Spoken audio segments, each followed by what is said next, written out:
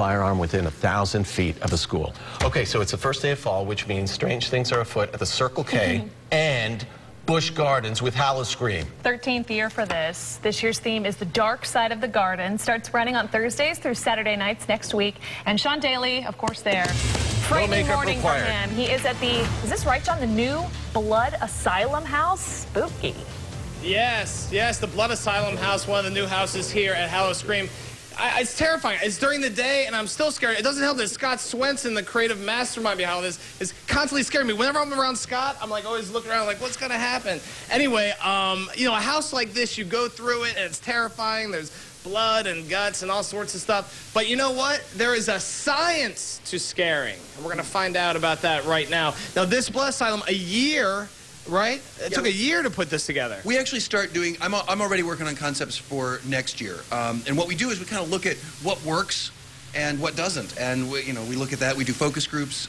We look at what's coming up as far as any sort of pop culture that might be happening over the next year. And then we kind of write what we call a venue flow, which is more or less a script. And then we turn it over to some really talented artists. And then this is really cool. This is what we call the color package, and this is the original concept design for the room that we're in right now. Okay. So if you look through here, you can see some of the details that actually made it into the final design, like the sign over my shoulder, where you see that there's only 30 minutes allowed in the rec yard. You can see that sign is already right there.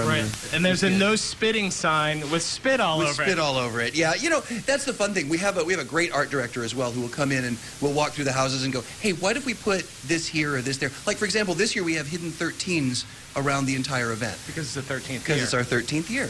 So and some of them are really obvious and some of them are pretty subtle. So yeah, earlier you saw me scampering, whimpering through Blood Asylum.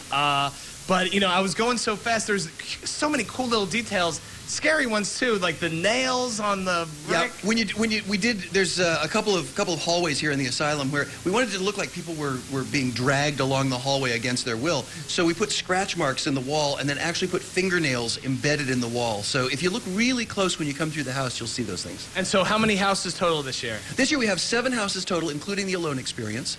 And there's a huge variety. I mean, this is one of our new houses. The other new house is Circus of Superstition 3D, which, again, being our 13th year, we kind of played up on that superstition thing.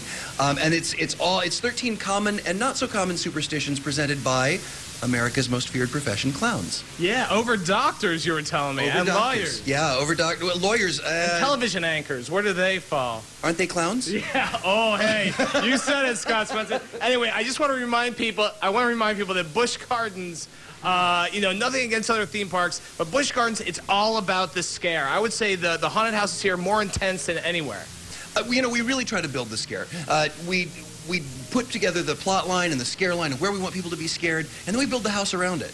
Yeah, Scott Swenson, I love this guy. Go to abcactionnews.com for more info on Howl-O-Scream, and man, it is brutal this year. Relentless, but still fun. Don't love that guy, Sean. Clowns. He just called us clowns. I love him too. Come for him. Do I amuse you? I actually prefer being.